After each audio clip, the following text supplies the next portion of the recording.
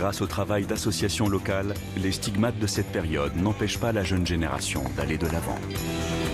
Billet retour, à voir sur France 24 et france24.com.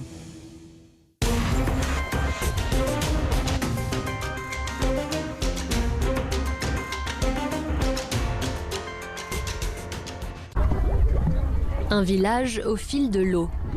Le lac Manchar, la plus vaste étendue d'eau douce au Pakistan, héberge la tribu de pêcheurs des Mohana depuis des siècles. Mohamed Youssouf est né et a grandi sur ces eaux, tout comme son épouse et leurs 9 enfants. Mais rien n'est plus comme avant. Quand on était enfant, on vivait bien. Il y avait toutes sortes de poissons et aussi plein d'espèces d'oiseaux différentes. On gagnait bien notre vie. Quand mon père partait pêcher, il revenait avec plus de 100 kilos de poissons. Maintenant, c'est différent. Il n'y a plus de poissons parce que l'eau est polluée.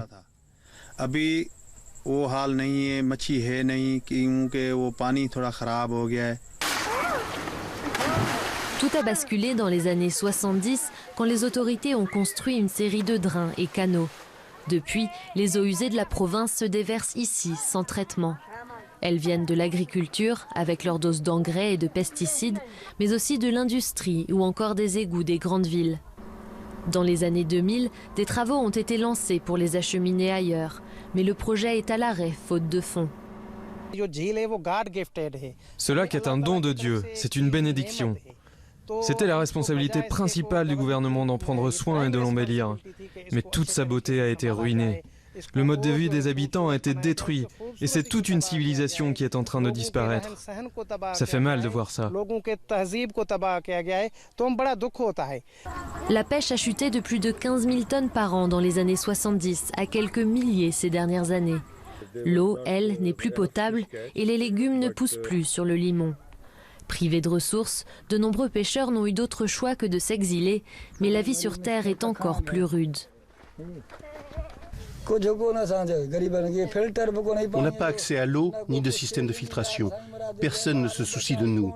Mes bateaux ont été détruits dans une tempête et des inondations. Aujourd'hui, on est si pauvre qu'on n'a même pas un ustensile de cuisine.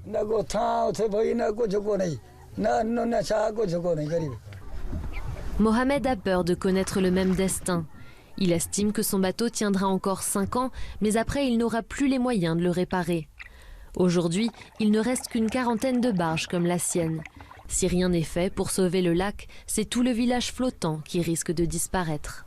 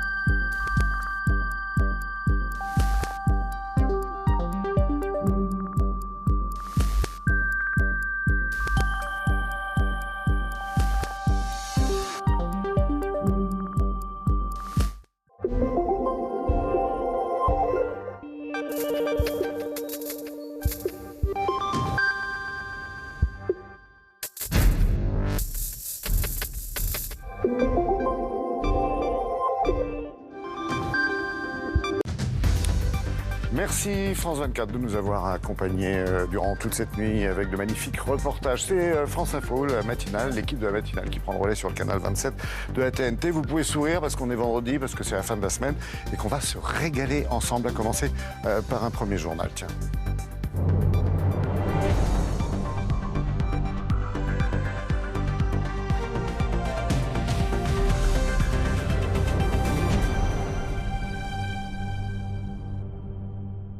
Et c'est Frédéric Hainaut. Bonjour, qu'on retrouve Bonjour, Laurent. Pour les infos avec à la une. À la une, la pollution toujours. Comment lutter contre ce nuage qui nous étouffe ?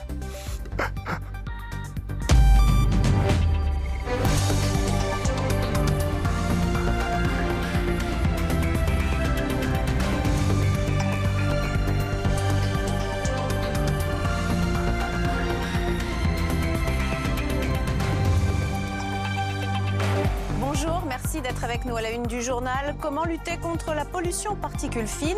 Lyon adopte la circulation alternée aujourd'hui. À Paris, 4e jour de restriction. Peu d'effets. Ailleurs en Europe, d'autres solutions existent. Nous verrons lesquelles. On ne se fait pas passer impunément pour une victime du terrorisme. Un couple de Cannois l'a pris à ses dépens. 30 000 € d'indemnisation touchés comme soi-disant victimes de l'attentat du Stade de France. Ils iront en prison.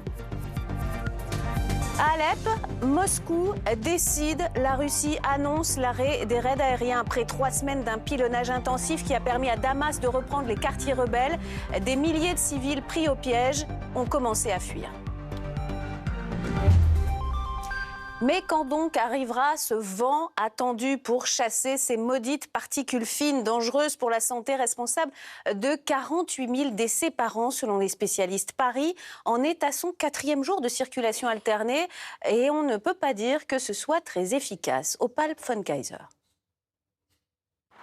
10 ans que Paris et sa banlieue n'avaient pas connu un pic de pollution pareil. Lundi déjà, on observait un dépassement du seuil. Idem mardi, mercredi, jeudi et aujourd'hui pour le 5e jour consécutif. Cette durée est inédite. Et le phénomène s'étend pour la première fois. Des dispositifs spéciaux, comme la circulation alternée, touchent d'autres villes comme Lyon et Villeurbanne. Dans 5 départements des Hauts-de-France, les vitesses maximales autorisées sont également abaissées. Un épisode de pollution particulièrement néfaste pour les nourrissons et les enfants plus vulnérables que les adultes. La pratique du sport est donc fortement déconseillée pour les plus jeunes jusqu'à nouvel ordre. Selon l'OMS, la pollution de l'air serait à l'origine de 42 000 décès prématurés en France et coûterait plus de 100 milliards d'euros chaque année.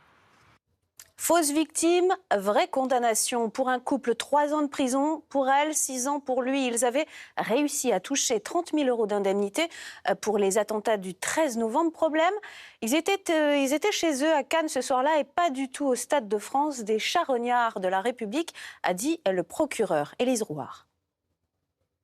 Le jeune couple de Cannois de 29 et 36 ans avait convaincu les experts du fonds d'indemnisation à coups de détails sur cette terrible soirée du 13 novembre au Stade de France. Comment elle avait été soufflée par l'explosion, mais un point ne collait pas. Ils se sont pas mal contredits sur les versions de garde d'enfants, puisque s'ils étaient à Paris, il fallait que les enfants soient gardés. Ces experts du fonds qui vérifient tout ont remarqué que le téléphone portable de l'accusé n'émettait pas de Paris ce soir-là. D'où le réquisitoire implacable du procureur de la République en personne. Et ces peines lourdes, 6 ans pour lui, 3 ans pour elle, avec remboursement des 60 000 € perçus qu'ils ont déjà dépensés. Tout le monde comprendra que c'est tout à fait ignoble que de procéder de la sorte, qu'il faut que les personnes peu scrupuleuses sachent, lorsqu'elles veulent commettre ce type d'infraction, à quoi elles s'exposent. Et le couple n'en a peut-être pas fini avec la justice. Il avait aussi déposé une demande d'indemnisation pour l'attentat de Nice, le 14 juillet. Peut-être enfin la délivrance pour Alep. La Russie annonce l'arrêt des frappes aériennes et des tirs d'artillerie sur les quartiers rebelles de l'est de la ville. Des dizaines de milliers de civils sont pris au piège depuis le début de l'offensive le 15 novembre. Johanna Jaco-Albrecht. C'est une annonce que la communauté internationale n'attendait plus. Je peux vous dire qu'aujourd'hui, les opérations de combat de l'armée syrienne ont été interrompues dans l'est d'Alep parce qu'il y a une grande opération en cours pour l'évacuation des civils. Et depuis hier, ces images d'Alep semblent confirmer la fuite de centaines de civils, quelques affaires personnelles rassemblées dans des